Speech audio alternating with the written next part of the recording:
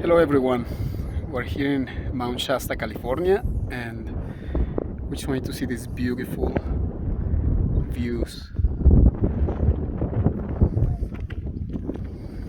This is Heart Lake mountain, and we came here as high as we could come.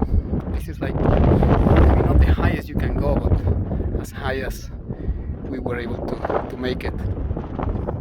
And being on top of the mountain, or just being on top, period, it's a place where no one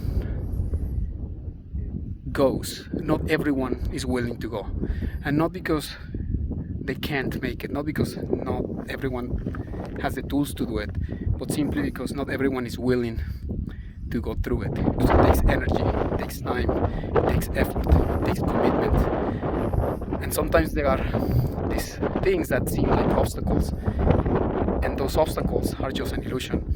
Because when your heart calls you to do something or to go places, really high places where you want to go, these obstacles become stepping stones, and it's when you take the first step that the path starts to open. And as you keep going, you are being assisted, because there are beings, there are humans, there are people, there are energies assisting you going exactly where your heart needs to go. And of course, as you climb higher and higher, there is a bigger challenge because it gets more steep, and as you keep going, it gets more rocky. So, and that's the type of commitment my brother is talking about, that not many people are willing to go through those rocky roads. And it's not because they're rocky just to make it difficult, it's because it represents a bigger challenge. And as we keep walking up, it keeps going even more difficult, and it takes more strength, real strength, to continue your path. So the top of the mountain can be a lonely place. That's why not everyone gets to the top in life, because it does represent all those things that my brother just mentioned. Not just commitment, but that real focus of where you want to go in life. So that's why it's important to go as high as you can, because you get a higher perspective as well on where you are in life.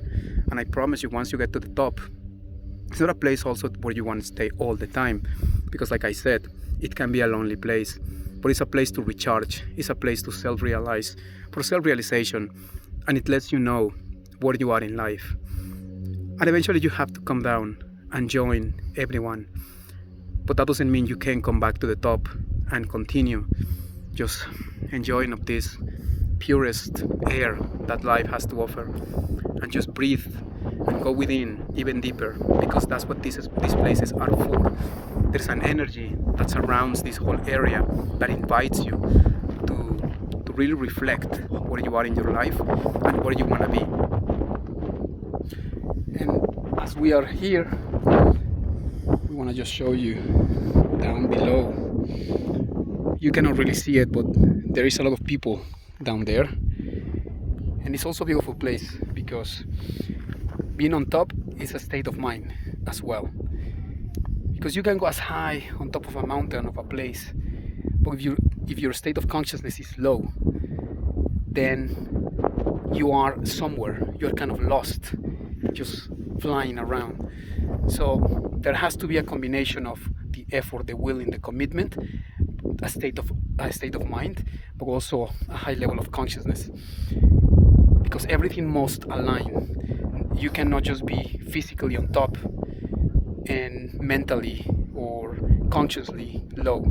So once you find that alignment between all your bodies, your physical, your mental, your emotional, and your spiritual, and you find a way to keep them all the way high, it's just a beautiful realization and a beautiful place to be. And then you realize that no matter where you go or where you are, if you are balanced in all those aspects, you'll always feel good. You'll always feel this highness that you are. And granted, the beautiful thing about going to the top is the road, is that path that you follow.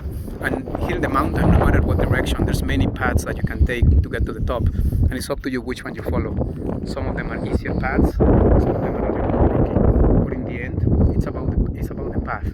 it's not about the destination. And it sounds cliche because we have all heard that expression before, and we have to consider that during our way up you have to still enjoy every step of the process, because the destination is a beautiful place to be, but what really counts is how you feel along the path. Every time you make a new step, take a new step, is that looking around and turning and not just being focused on the ground to see which rock you're stepping on. No, it has to be also a combination of making sure you are safe, but also looking up just to know where you're going. And that's really important. You have to know where you're going. You can't just walk up. You have to also know in what direction. And what direction is also because in the universe that doesn't even exist. North, south, east, west. It's something that does apply here on the third dimension, but really every direction will take you exactly where you need to be. So don't be afraid to just start walking. What counts is how you feel when you walk, because as you walk with confidence and very grounded and feeling good is what will take you to the right destination.